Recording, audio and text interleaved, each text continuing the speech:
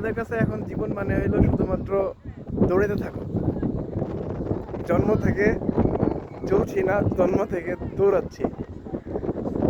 মাঝে মধ্যে একটু নিজেরও সময় দেওয়া দরকার।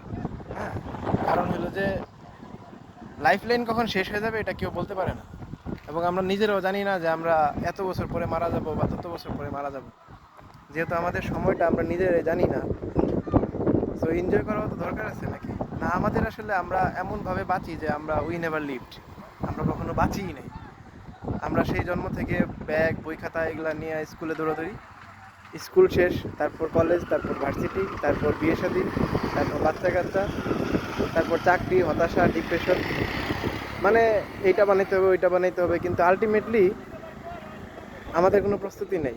আমরা যে কোন সময় মরে যাই তার কোনো সিউরিটি নেই। মানে একটা মানুষ যে বাঁচলো তার যে একটা সময় ছিল সেটা সে কখনো ফিলই করতে পারে না।